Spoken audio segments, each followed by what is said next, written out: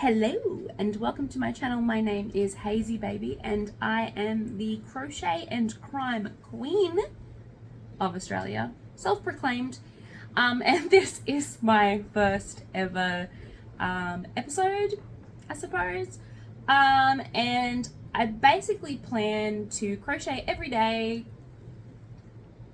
and talk about Australian crime. So let's get started.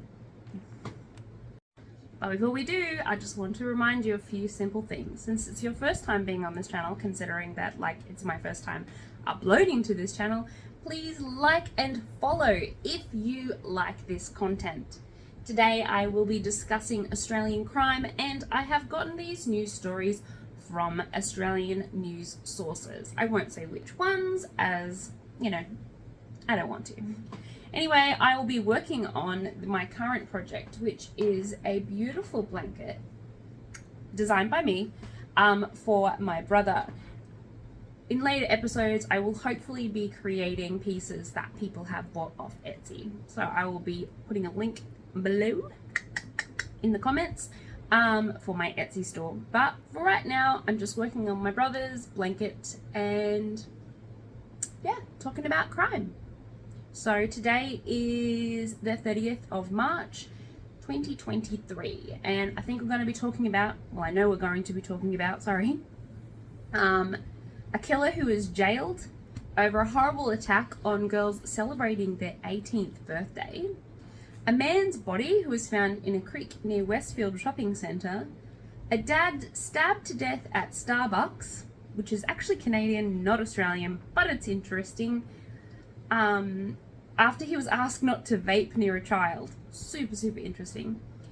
And then I think we will talk about a prison escapee who planned to hide in a cave system in Hobart, and then a real life grand theft auto in Alice Springs. So I think that should take us to about one complete row of this blanket. So this blanket is a double size blanket, which is currently 3/4 of the way done. So I'm working with a for those of you who crochet, I'm working with a 4.5mm hook, a clover hook, the soft ones. They're absolutely fantastic, and this variegated wool, which actually transitions on its own, which is amazing, and a very plain black wool. So I've just started, as you can see, there are sections that are and then coloured and then surrounded by a black layer, coloured and then surrounded by a black layer and then coloured. These patterns are all my own. I create them on my own. They are an art, so therefore I don't have a pattern for them. However, like I said, you can go down below and have a look. All right, let's get to it. All right, so let's get started. Our first story today is fresh out of Sydney.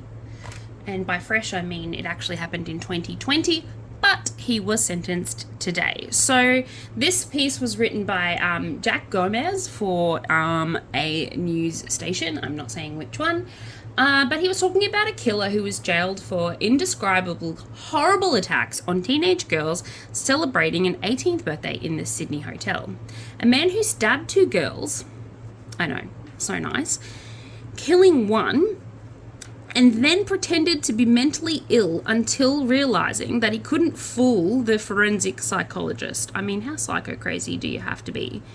Has been jailed for at least 26 years. So that must be his minimum sentence that he received. So Christian is his name.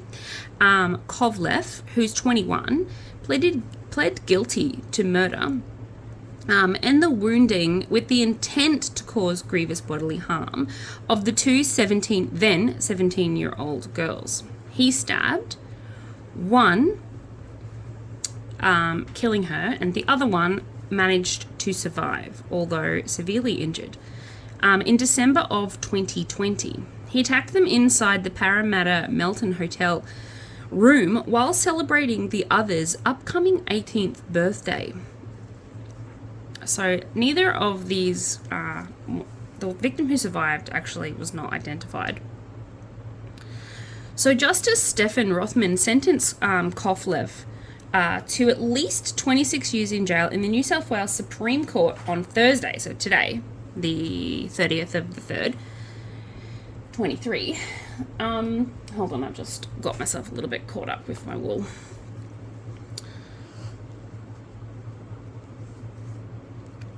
He feigned a mental illness, which I find absolutely appalling. And the judge believed he told the court that he thought that's what they wanted to hear during his sentencing. Like, oh my God, who is advising this kid? He is clearly not all there in the head. I mean, even though he was feigning mental illness. So the judge said that he doesn't accept, even to the lowest standard, a balance of probability and the expression of remorse for his conduct. So he's basically saying, the judge is like, I don't believe you, buddy. You're like so full of shit. You don't even look like you're sad at all. Is basically what he was saying.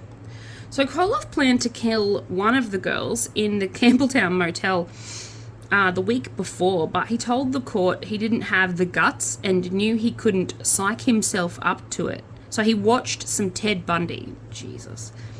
Justice Rothman said that Koloff decided to wait a week to kill both girls after learning their plans to spend the night together at the Meriton, which is the hotel that he killed one of them in. The planning of one murder was quite deliberately broadened to two murders, he said. He killed the teenager like a week later. The other girl asked him to call an ambulance twice after he stabbed her as she blocked the door of the bedroom where her friend lay dying. So she was like blocking the door of the bedroom, screaming to this douche canoe to pretty much like, you know, help.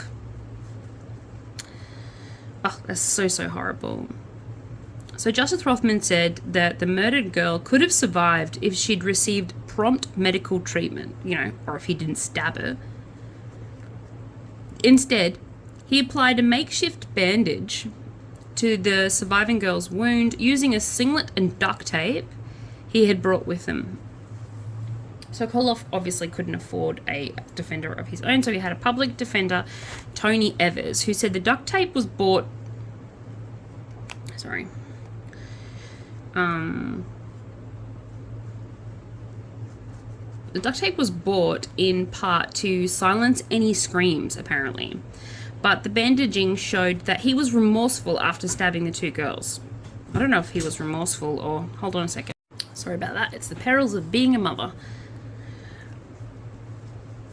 Okay. I might even edit that out. Probably won't.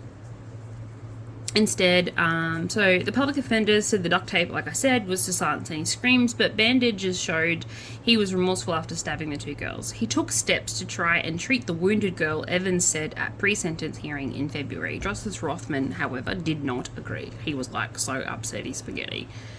The officer clarified that he had wrapped the wounding victim with a cloth and duct tape to keep her alive so that he could have sex with her, he said on Thursday.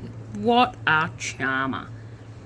Koloff eventually called for an ambulance, but he hung up because, you know, who needs an ambulance? This guy is a total douche. I'm just saying. He told the operator that someone else had attacked, and one person was dead and another one was bleeding inside room 111. When they called back, that's when he gave that information. So, you know, again, like I said, what a charmer. He conceded his desire to have sex with the wounded girl and then kill her were maybe not unrelated urges in February. She survived after vomiting blood and spending 8 days in hospital. The murdered girl's sister told the court in February of the impact of the heartless murder he'd had on her family. Which, you know, duh. Of course it had an impact on her family. And it's just so horrible. One had to translate for her parents the news and delivered by two policemen in the middle of the night, and her sister had been brutally stabbed. So how horrible is that? Her father sings sad songs and paces around the house crying into the early hours of the morning, while her mother keeps returning to the library where she had bought her daughter water as she studied the day before her death. Justice Rothman said the family's loss was indescribably horrible, as were the injuries inflicted by Koloff. Justice Rothman said the family's loss, obviously, I already said that, was indescribable. So Koloff had been in custody since December 2020, and he'd been sentenced to 34 years of murder with a non-parole period of 24 years.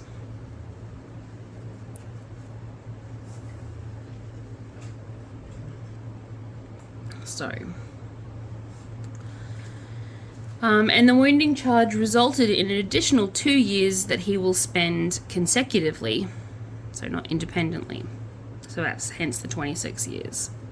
Koloff is eligible for parole on December 19th, 2046. So that, ladies and gentlemen, is the first story.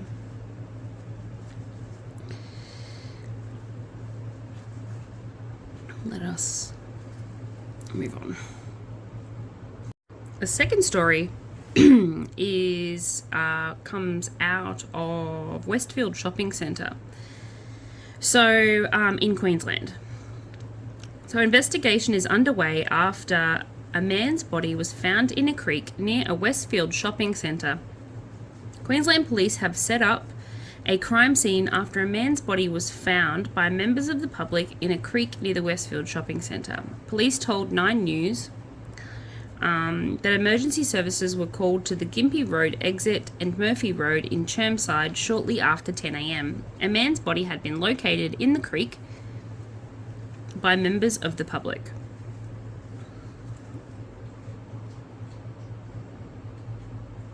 Queensland Fire and Emergency Services crews have helped to retrieve the body, and investigations into the circumstances are underway, police have said. So that's pretty much a nice, sweet, short story. So we know nothing about that because that only happened literally an hour ago. So hopefully I can bring you updates on the ones that we don't have a conclusion to. This third story is about a Canadian and not an Australian. I figure it's Commonwealth, it counts. So a Canadian man, and it's interesting, was stabbed to death outside a Starbucks because he asked a man to not vape near his child. I mean, this is like Kevin on steroids, mate. This is just ridiculous.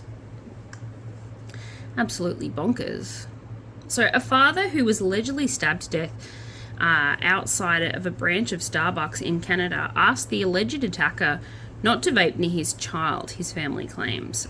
So Paul Schmidt was 37, worked for a moving company, died on Sunday after the alleged daylight attack in Vancouver. His mother said her son's fiancée, Ashley Ullman, was inside the cafe while he waited outside with their daughter.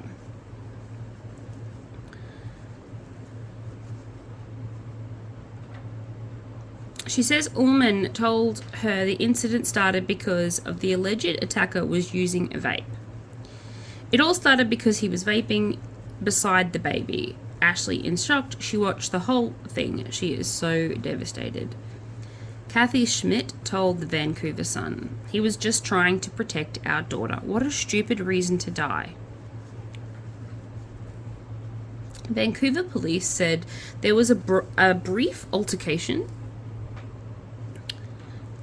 when Interdep Singh Gosling, 32, had been charged now with second-degree murder. They're appealing for a witness or any footage from the dozens of people who might have seen what had happened, but of course no one's saying anything. Investigators do not believe that the victim and the suspect knew each other. However, the circumstances that led up to the fatal stabbing remained under investigation. Police said in a statement, So the footage of the attack was posted online, but family have pleaded with people not to watch it. It's absolutely horrifying, and we're not going to watch it. Mr. Schmidt's sister said that in a social media post that it made her feel sick, and it would. Someone took my brother's life yesterday, and another person filmed it. Don't watch. Instead of calling the police, and worse off, posted it on social media very clearly just for views, she said. British Columbia government Public Safety Minister Mike Farnworth said that the fact that it happened was absolutely horrific. Again, that's fair.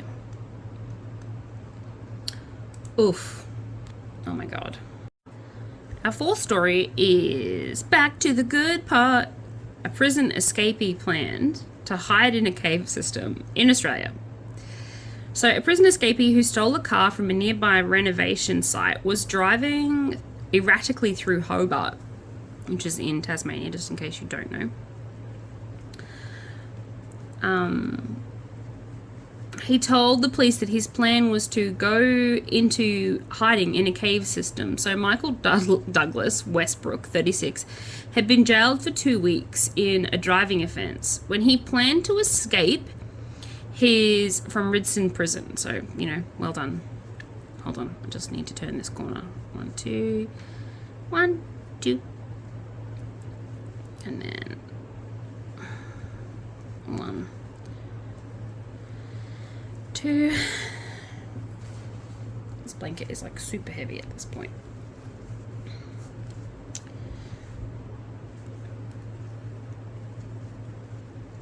Turning the corner involves some serious concentration.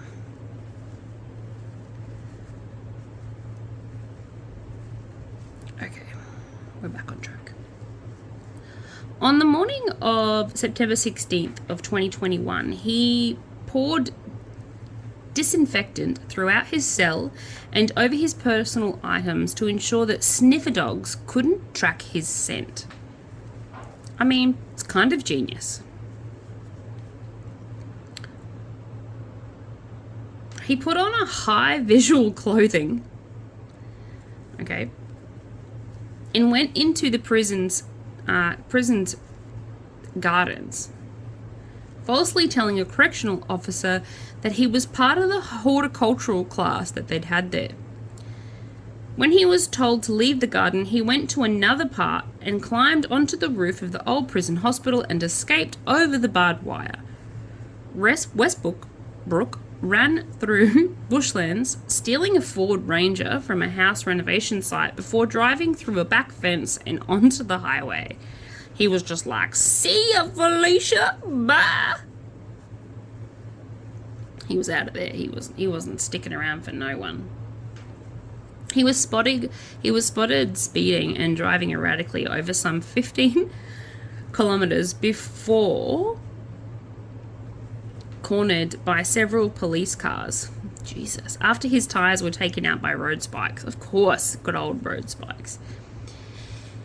He had earlier reversed into a police officer who had escaped with minor injuries and narrowly missed another officer on the highway. In a subsequent interview, Westbrook told police that he'd been getting on hard from the other prisoners, like as in he didn't get on with them at all, just in case you don't know any Australian lingo or all that jazz. You said your plan was to be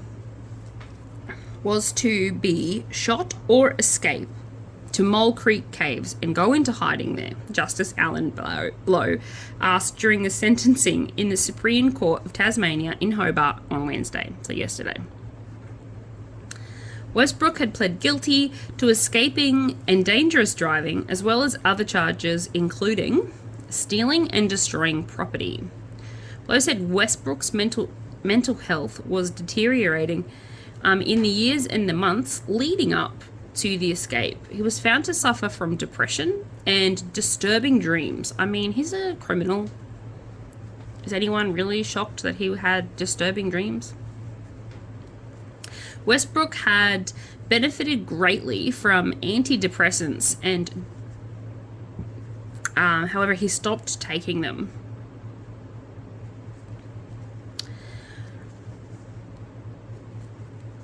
He regrets that he even tried to escape on the day that he escaped. Okay. Westbrook was sentenced to 2 months in jail for evading police with a non-parole period of a month. So after all of that, he only got an extra 2 months.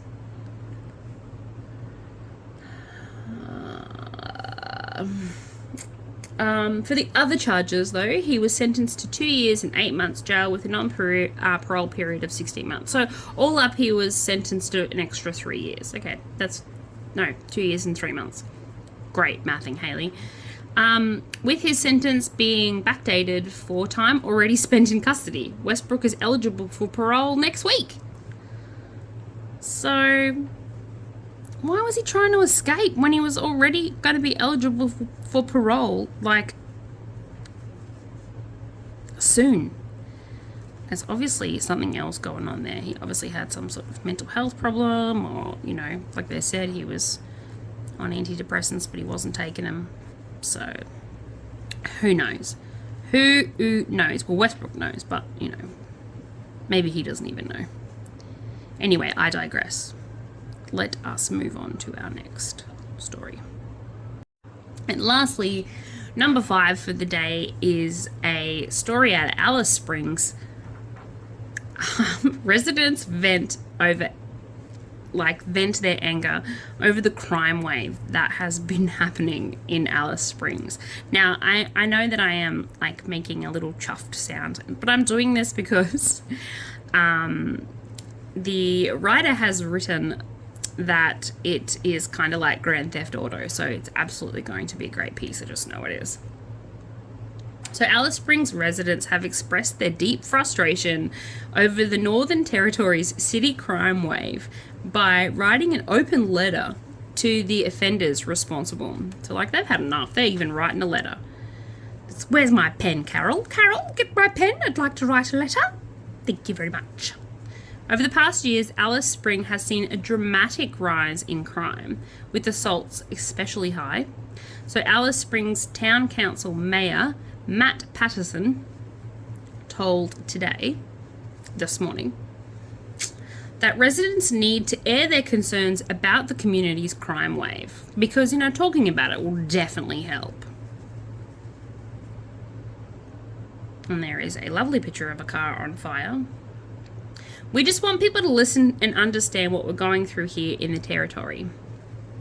We just want people to know that it's really scary to live here, apparently.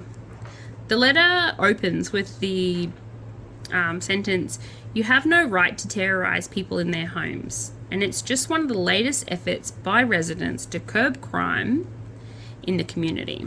So people are basically stealing cars, lighting them on fire, like all of the kind of Grand Theft Auto kind of stuff that you would see on GTA. But like in real life. So over the weekend in Alice Springs, we had 2 deliberate lit house fires. 2 houses burned down. We had many stolen cars, ram raids into buildings, a handful of houses broken into. So he said that the young criminals were carrying out on the acts without any fear of consequence.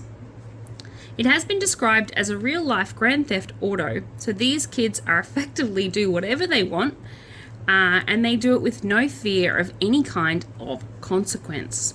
The system for the juvenile detention was unable to rehabilitate young offenders, Madison said, and currently the system must be flawed. If we're going to put a child into juvenile detention and no one wants to see that, at times it's necessary, but they have to fix the environment that child comes from. And I agree. We can't, keep doing the same thing and expect some sort of change. If putting children in detention had worked, it would already not, it would be solved. So that's like the parents and the grandparents as well. They need to look after everyone and make sure that everyone is educated We need more police on the ground, and we need more safe places for these children to go in their desperate times of need, because the reason they're acting out, no one who comes from a wonderfully stable home is gonna freaking steal a car and ram raid a building. Let's ask ourselves why this is such a thing here. Why is it that everybody is losing their tiny minds? So data released in February showed an alarming spike in crime between 2021 and 2022. Assaults went up to 51% in one calendar year, and with 2,823 reported in town and the 26,000. That is ridiculous. So domestic violence related assaults spiked even higher, up to 65%. Alcohol-related assaults were at 68%. And there were 1,886 reported incidences of domestic violence and 1,521 assaults related to alcohol.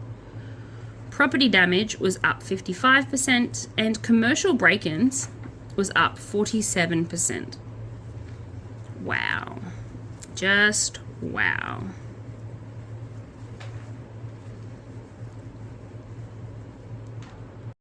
Okay, so change plans. Since we haven't made it all the way around this blanket, let us now head on over to America and have a look at what is happening. So I know over the last couple of days there's been a lot of talk and a lot of chatter about school shootings. Now, I don't really particularly want to talk about school shootings, and so I won't, because I think that the fact that they still happen is absolutely ridiculous.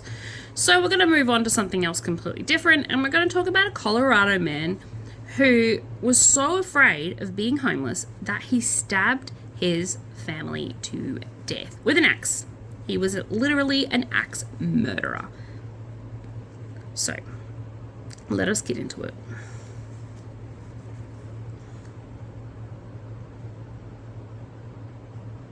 So 81-year-old Colorado man accused of killing his wife and daughter with an axe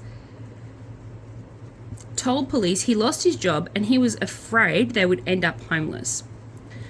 So Reginald McLaren told police that he didn't regret killing them because he knows they're in a better place, according to court documents. McLaren was arrested on Saturday in the killings and booked into jail on Tuesday after being taken to hospital for what police have described as pre-existing medical conditions. So Crystal Essman, a spokeswoman for the police of Denver in the suburb of Englewood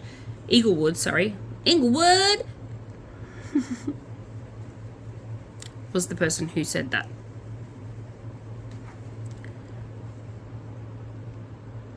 McLaren is scheduled to appear in court next Monday when prosecutors say that they plan to file formal charges against him. I mean, that's their plan.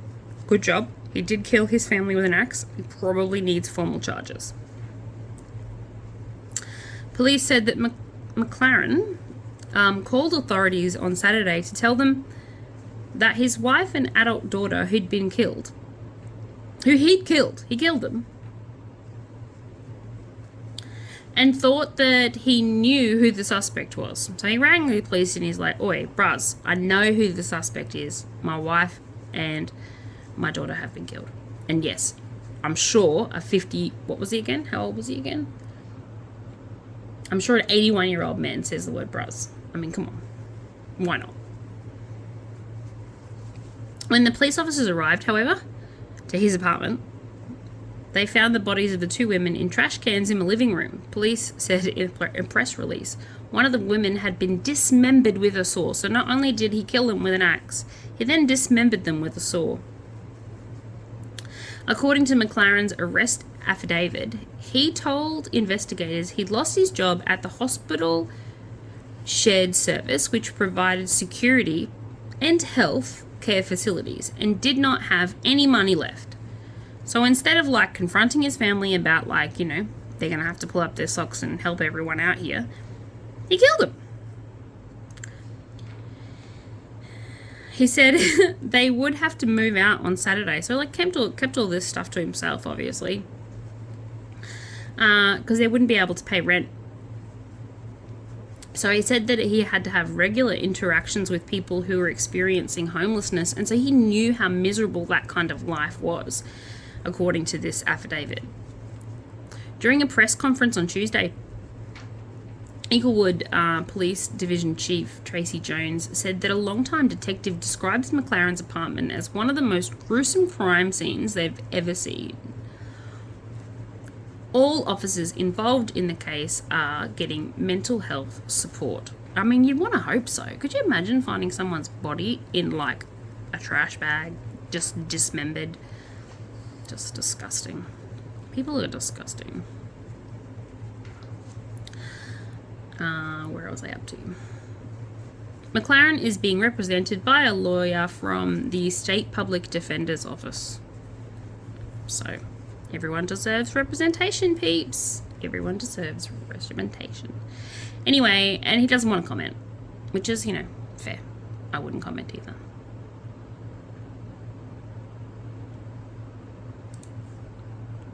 Okay, peeps, thanks for watching. If you'd like to see more content, please, like I said, like and subscribe and follow me. And you can find me on TikTok under Hazy Baby. And I don't know why I said it like that. Hazy Baby. Obviously, I'm Hazy Baby, and thank you for watching my first ever crochet and crime. And hopefully I get better at it as it goes along. But for now, I'm sorry, not sorry. I hope you enjoyed.